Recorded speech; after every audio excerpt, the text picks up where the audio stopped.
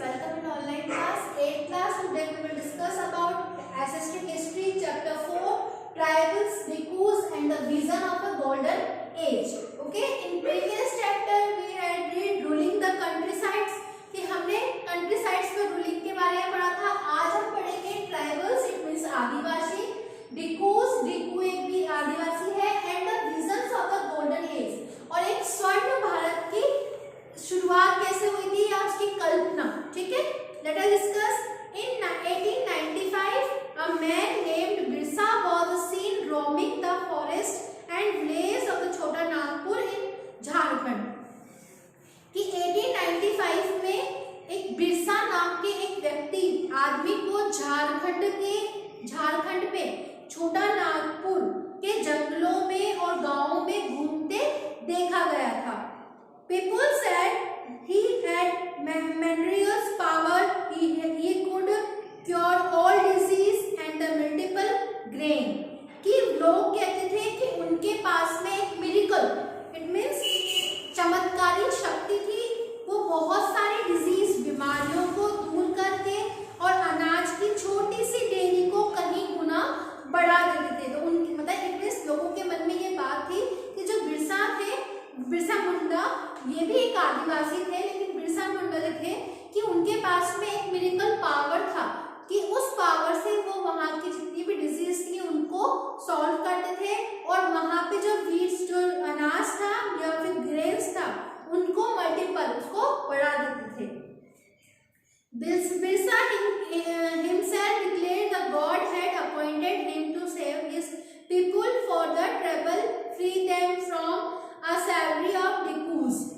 कि उन्होंने जो बाहर से आने वाले डिक्कूज जो होते हैं, डिक्कू उनको कहा जाता है जो बाहर से बाहरी लोगों की गुलामी से आजाद कराने के लिए उनको भेजा है. इट मीन्स बिरसा ये खुद ऐलान करते थे या खुद को ये बताते थे कि मुझे भगवान ने, मुझे गॉड ने यहाँ पर लोगों की रक्षा के लिए भेजा है या फिर लोगों की हेल्प करने के लिए भेजा है, या उनको डिक्कू जो कि बाहरी लोग हैं जो यहाँ आके हमारे ऊपर शासन करते हैं, रूल करते हैं, तो उनसे मुझे यहाँ बचाने के लिए मुझे यहाँ पे भेजा गया है.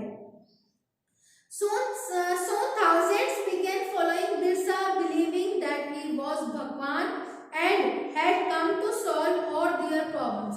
कि कुछ समय के भीतर उस टाइम पीरियड के अंदर यहाँ पे थाउजेंड ऑफ पीपल, कि हजारों की संख्या में लोग उनके पीछे पीछे चलने लगे थे. वो उन्हें गॉड या भगवान मानते थे. उनपे ये उन्हें बिलीव था कि वो उनकी इन सारी प्रॉब्लम्स को सॉल्व करेंगे. Birsa born in a family of Mundas. Birsa का जन्म मुंडा परिवार में हुआ था. A tribal group that live in छोटा नागपुर. मुंडा जो थे एक आदिवासी थे, जनजातीय समूह थे जो छोटा नागपुर में रहते थे. But his followers include other tribal of the region. लेकिन जो उनके फॉलोवर्स थे, समर्थक जो थे, वो दूसरे आदिवासी क्षेत्र जैसे कि संथाल एंड ऑरेंज, उराव भी शामिल थे. कि वो जो उनके फॉलोवर्स थे वो वहाँ पे संथाल और उराव में भी शामिल थे. वो वाली जातियाँ भी इनमें इंक्लूड थी. All of them in the different way were unhappy with the changes, the experiences and the problems they were facing under the British rule. कि ये सभी अपने आसपास आ रहे इन बदलाव, चेंजेस के कारण, और जो उन्होंने ब्रिटिश रूल ने जो उनकी जो जितनी भी जो बातें थी उन सभी को उन्होंने उनके लिए प्रॉब्लम्स क्रिएट कर दी थी, जिनसे निपटने के लिए उनके मन में हमेशा नई नई बातें चलती थी. Their familiar ways of life seemed to be disappearing. Their livelihoods were under threat and their religions appeared to be a danger. कि उन्होंने ये देखा कि उनके जो जीवन है, उनकी जो लाइफ है, फैमिलियर परिचित जीवन है, वो नष्ट होता जा रहा है, डिस्ट्रॉय होता जा रहा है, एंड उनका जो रहन सहन है वो भी खतरे में आने लग गया है. उनकी जो लाइवलीहुड से जिसको वो जीवन चलाने के लिए कमाते थे वो भी वहाँ पे अब खतरे में आने लग गया था. What problems is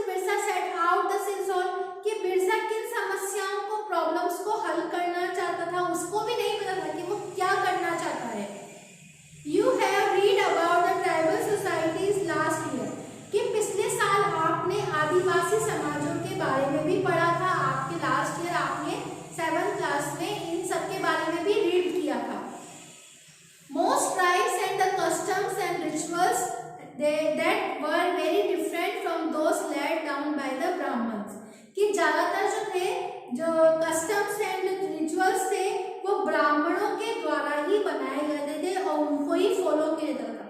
These societies also did not have the sharp social divisions that were characteristics of the caste societies। और इन समाजों में ऐसे सामाजिक सोशल डिफरेंसेस पैदा हो गए थे, भेद नहीं थे जो जाति के आधारित समाजों में दिखाई दे रहे थे। कि उस समय इतना डिफरेंसेस नहीं था, लेकिन जैसे ब्रिटिश रूल आने लगा वैसे वैसे इन सब में डिफरेंसेस देखने को मिल गया था। All those who belong to same tribe thought that themselves are sharing common ties and kinship। कि एक ही जो ट्राइब्स के लोग होते थे वो एक दूसरे में बंधे हुए थे, लेकिन इसका मतलब ये नहीं था कि आदिवासियों के बीच में भी कोई इकोनॉमिक या फिर डिफरेंसेस, सोशल डिफरेंसेस नहीं देखा गया। कि सारे एक सेम होने के बावजूद भी उनमें इकोनॉमिक एंड सोशल डिफरेंसेस उन दोनों में देखने को मिला, जिसके कारण उनको लगता था कि हम एक दूसरे से डिफरेंट हैं या हम एक दूसरे से अलग हैं। Next topic is how did tribal groups live, कि कैसे वो वहां पर रहते थे या उनका जीवन किस तरह से था। By the 19th century tribals people in different parts of India were involve in variety of the activities. कि 19वीं शताब्दी तक या 19th सेंचुरी तक देश के, हमारे भारत के या इंडिया के विभिन्न पार्ट्स में, डिफरेंट पार्ट्स में या ट्राइबल्स पार्ट्स ऑफ इंडिया पर इन्वॉल्व, तो उसमें बहुत सारी आदिवासियां उसमें आने शामिल होने लगी थी। सम वर जूम कल्टीवेटर्स, कि कुछ तो वहां पे जूम कल्टीवेटर्स, जूम कृषि कहते थे। जूम कृषि क्या होती है कि जो some of them participate jhum cultivation, कि उसमें से कुछ समुदाय जो थे वो जूम खेती करते थे। दैट इज शिफ्टिंग कल्टीवेशन, इसी को ही शिफ्टिंग कल्टीवेशन कहा जाता है। शिफ्टिंग कल्टीवेशन क्या होता है कि उसमें क्या होता है, एक लैंड पे वहां पे उसको कृषि करते हैं, फिर जब वो कृषि हो जाती है उसको हार्वेस्ट करने के बाद में उसको वहां पे जलाकर दूसरी जगह पर कृषि करने लग जाते हैं। उसके this was done on the small patches of the land, कि ये लैंड के छोटे छोटे पैचेस में, छोटे छोटे स्तरों पर की जाती है। मोस्टली इन फॉरेस्ट, मोस्टली अधिकतर जंगलों में की जाती है। The cultivators cut the tree tops to the allow sunshine to reach the ground and burnt the vegetations on the land to clear it for cultivators। कि खेती जो थी अधिकांशतः जंगलों में छोटे छोटे भूखंडों पर की जाती थी, और ये लोग जमीन तक धूप लाने के लिए, मतलब सनशाइन की धूप लाने के लिए पेड़ों के जो टॉप लेयर होती थी, टॉप स्टॉप्स जो ट्री टॉप्स होते थे उनको कट कर दे ताकि सूर्य की रोशनी नीचे तक आए, और वो जमीन को जलाकर उस पेड़ों के ऊपरी और जमीन पर उगी जो घास फूस थी उनको साफ करके वहां पर कृषि का काम करते थे। They spread the ash from the firing which the contains potash और to fertile to soil। और इसमें वो बाद में घास फूस के जलने के बाद जो ऐश होती है, मतलब राख इकट्ठे होती है, तो उसको बिखेर कर वो वहां पे उसको वहां के सॉइल को और फर्टाइल बनाते थे। They used ash to cut trees and the hoe to stretch the soil to order in the prepare it for the cultivation। और ये राख होती थी, ऐश जो होती थी, ये पोटाश होती थी। इट मीन्स एक ह्यूम्स, इट मीन खाद होती थी, फर्टिलाइजर होती थी, जिससे कि वहाँ की जो सॉइल है वो और ज़्यादा फर्टाइल हो जाती थी। They broadcast the seeds and the scattered the seeds on the field instead of plugging the land and sowing the seed। उसके बाद में ये उसको खोद कर उसमें सीड्स डालने का काम करते थे, फिर उसमें कृषि का काम होता था। Shifting cultivators were found in hilly and the forested tract north east and central India। कि जो शिफ्टिंग कल्टीवेटर्स है मुख्य रूप से ये यहाँ पर हिली एरियाज में, मतलब पहाड़ी क्षेत्रों में, और forested trade north east and central India, मध्य भारत में और जंगलों में पट्टियों के रूप में की जाती थी। The lives of these tribal people depended on free movement within the forest and being able to use the land and forest for growing their crops। कि इन आदिवासी समुदाय की जिंदगी जंगलों में मतलब इजीली घूमकर निकलती थी, कि उनके पास में कोई रोक टोक नहीं थी, वो easily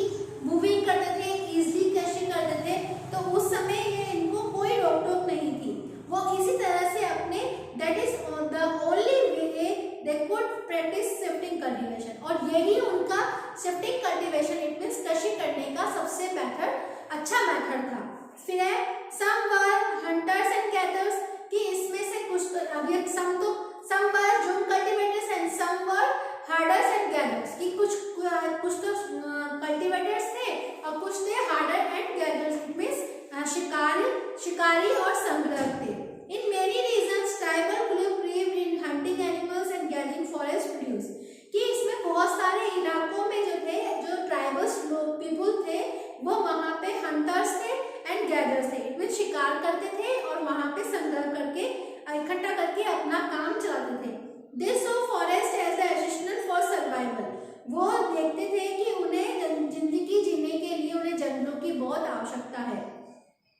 the Konds were such as a community living in the forest of Orissa, Orissa के जंगलों में रहने वाली कोंड जाति इसी समुदाय का एक रूप है।